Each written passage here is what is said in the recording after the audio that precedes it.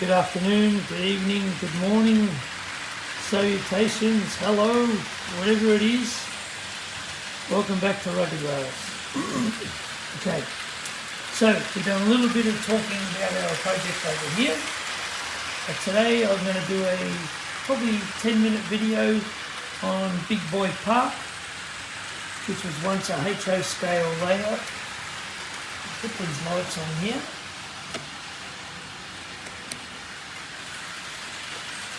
This was once a HO scale layout, which ran fantastic.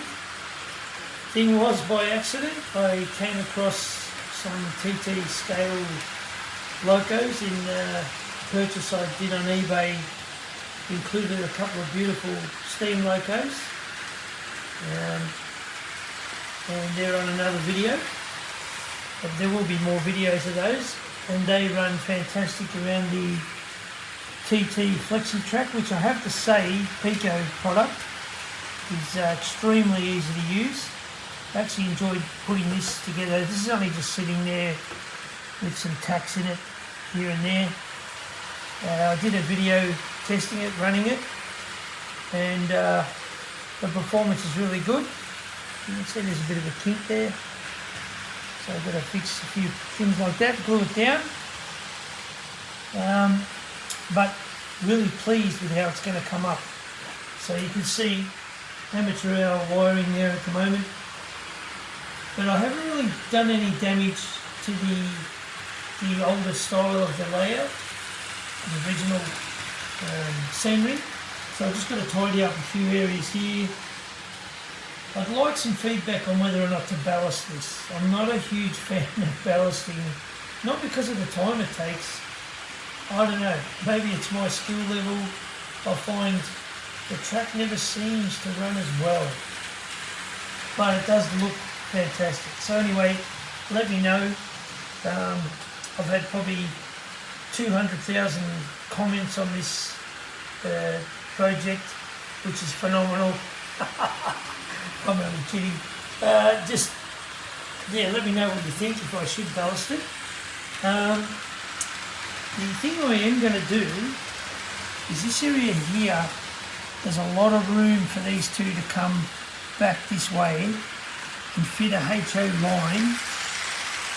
Not a loop, just a line down the outside. And I'll explain more about that later, but I'm planning to put some sort of wall or shed here and have like a hidden area where there's a rail motor, which I have DCC, and it'll just run straight up and down this line. I'll put an extra piece obviously up to the end, and that'll be DCC sound HO scale. It's an Australian rail motor, got a really good sound card, and that'll just go backwards and forwards, or when I feel like it, my favourite locos, 3 of these I have, DC Tank, DCC Tank loco by Bachmann, and we could just put one coach with them and run them on DCC back and forward, just to break up when the two loops are running, have a little bit more, I don't know, excitement when you're running the layout, just backwards and forwards. These don't have sound in these 3 tanks I have. They're just DCC and DC. Great, smooth, slow runners. There's another video on my channel there about those, the 40s. But yeah, it's actually, I'm pretty excited about doing that. It'll be a simple wire up. I already have the DCC controller, and it's only a basic setup, but that's all I need for this. And then tidy all of this track work up so it looks a lot straighter, and then create a bit more around the park itself, more railway items and probably some people, and a bit more scenery, trees, etc., but not too much. I don't want to overcrowd it, make, it's my missus is right. Sometimes we get carried away with things and end up overdoing it, but basically it's going to come up really well. And then also with doing that, I'll be able to slide another 50mm piece of foam under the, you want to call it, diorama, micro layout, whatever, with the turntable, attach it to this end. Excuse me. It's very cold in Melbourne today, down in Australia. Terrible day outside. And I'm in the garage with no heater. And then these two layouts, this one and this one, can become one on my table here, which I've got standing up with another layout that I'm going to do more on as well. This is, I call it the dream layout. We're nearly there. That's going to be more and separate video on that again, coming soon. And then you've got this section here with just the two loops. We've got our Petey's printed parts, 3D printed parts, little tram loco and carriages that we supply. And then on the outer loop, we've got an IHC, I don't know what class it is, but anyway, it's the biggest engine I have.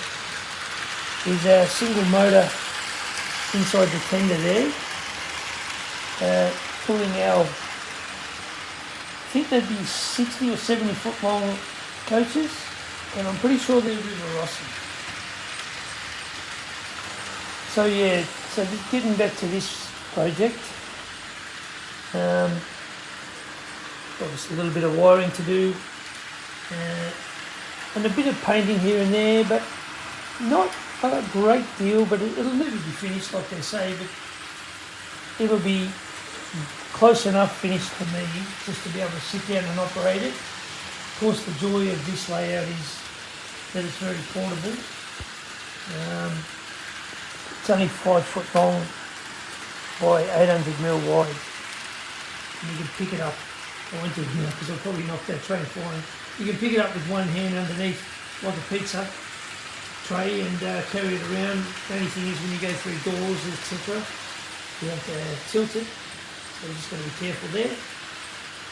But I would recommend the double foam process that I used. If you don't want to be carrying around heavy trains, etc., layouts, not trains, really works.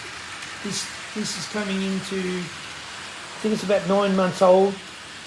It's been in the garage, it's been inside, there's no movement, it's just liquid nails together. If you're interested, go back and look at the video on it.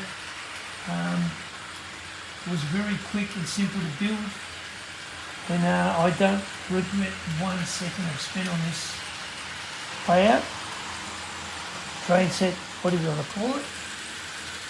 And it won't be too long, it'll be all complete to what I want.